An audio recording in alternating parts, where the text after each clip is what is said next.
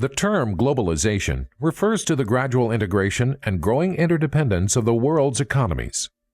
Falling trade barriers and easier ways to conduct international business are contributing to a gradual integration of most national economies into a unified global market. This process is allowing company managers to view the world as one big marketplace.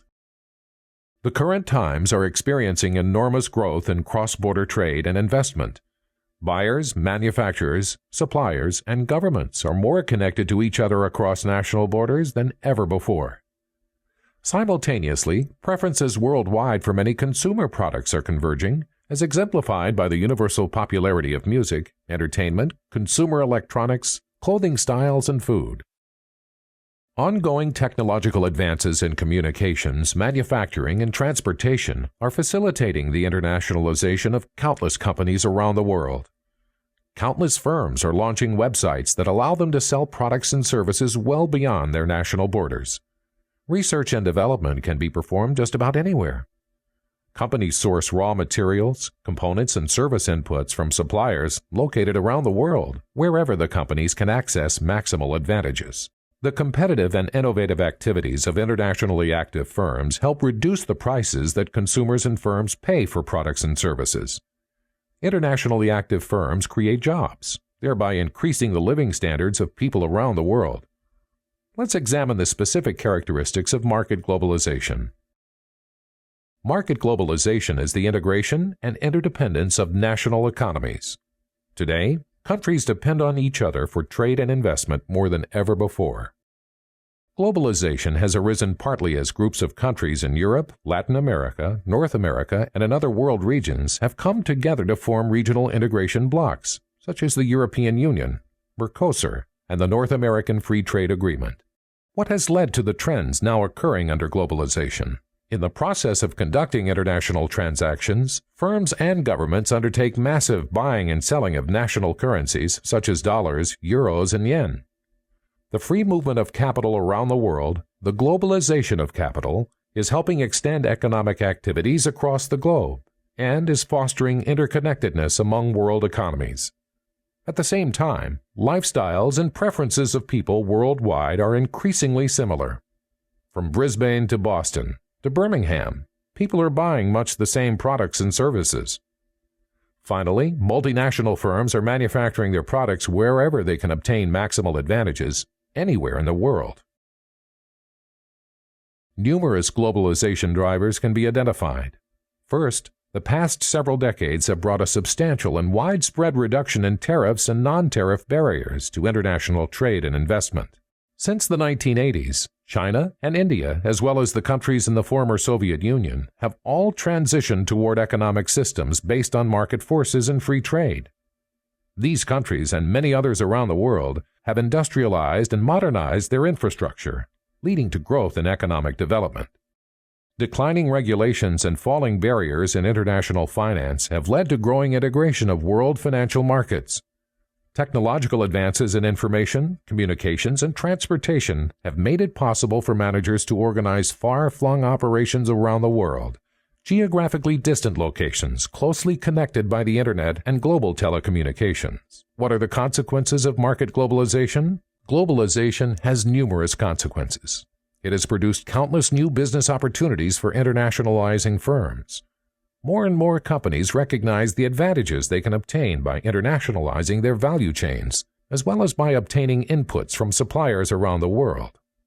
At the same time, however, globalization also brings new challenges. Companies are facing more demanding buyers and new competitors from around the world. Many more firms are feeling the pressure to internationalize or risk losing out to competitors that exploit globalization's advantages.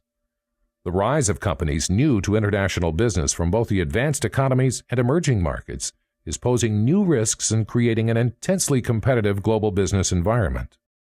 The most recent legacy of globalization is the rise of emerging markets.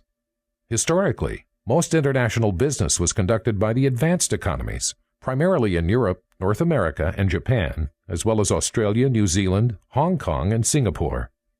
However, recent years have seen the rise of the emerging markets, formerly low-income nations such as Brazil, China, India, Mexico, and Turkey that are prospering under globalization. Emerging markets are very appealing. They have become attractive target markets, and they are low-cost manufacturing bases, often home to high-quality labor and knowledge workers. More recently, emerging markets have given birth to a new generation of multinational firms, the new global challengers. These companies have become important new competitors to firms from the advanced economies. Before delving into the new global challengers, let's review more details about emerging markets. Emerging markets are located throughout the world. They include approximately 27 countries, the most notable of which are China, India, Brazil, and Russia. Collectively, the emerging markets represent about two-thirds of world population, some 4 billion people, and 43% of world gross domestic product. In contrast to advanced economies, emerging markets are experiencing rapid economic growth, as well as recent industrialization and modernization.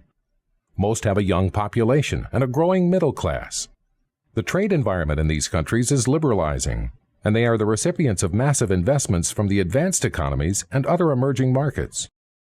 Already, emerging markets are providing about one-third of the world's total exports. In most cases, emerging markets are characterized by inadequate commercial infrastructure, underdeveloped commercial legal systems, and high-risk business environments. However, all the emerging markets are experiencing rapidly rising living standards and a growing middle class with rising economic aspirations. Emerging markets make excellent targets for sales of products and services from abroad. They are also first-rate bases for manufacturing activities by global multinational firms. Companies from Japan, Europe, the United States, and other advanced economies have invested vast sums to develop factories and other manufacturing facilities in emerging markets.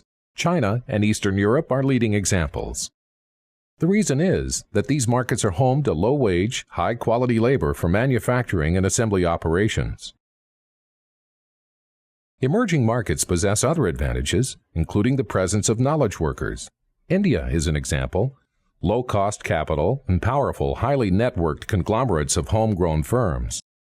These trends are increasing the importance of emerging markets in the world economy. In addition, emerging markets are giving birth to a new class of multinational enterprise, the new global challengers, large companies that are fast becoming key contenders in the global marketplace. China is the largest emerging market. With a population of 1.3 billion people, one-fifth of the world total, China has been growing its economy at an impressive rate, often 10% a year. China is home to numerous new global challengers, such as Shanghai Automotive, China's top automaker, Sinopec, a giant oil company, and Shanghai Bo Steel, a large steel manufacturer. Other emerging markets are giving birth to new global challengers as well. In Mexico, Cemex is one of the world's largest cement producers. In Russia, Lukoil has big ambitions in the global energy sector. In Turkey, diversified conglomerate Koç Holding owns Arçelik, a giant home appliance producer. Brazil is home to several new global challengers. Brazil's Embraer builds innovative small jets and has zipped past Canada's Bombardier to become the world's biggest producer of smaller jet aircraft.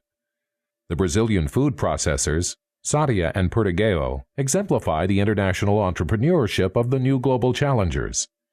Each is a $2 billion enterprise and exports about half of its annual production. Brazil's abundant resources for producing pork, poultry, and grains, and its ideal growing conditions for animal feed provide these companies with many advantages. Both Sadia and Perdigão also have world-class global distribution and supply chain management systems for product categories in frozen foods, cereals, and ready-to-eat meals. Other new global challengers have leveraged local bases of natural resources. Russia's Rusal is extracting the country's rich reserves of bauxite to become a major producer of aluminum for world markets. The vast majority of the world's natural resources are located in developing economies, and a growing number of new global challengers use those resources to their advantage. The new global challengers obtain other advantages by employing home country, low-cost labor, as well as engineering and managerial talent that sometimes exceeds those of their counterparts in the advanced economies. The success of the new global challengers suggests that the character of international trade and investment is shifting. Today, there are many more emerging market firms active on the world stage. They possess distinct advantages and are becoming key competitors to MNEs from advanced economies. Globalization is the most important trend in international trade and investment. It is bringing with it an array of new opportunities and challenges. Companies must prepare themselves to thrive in this new global environment.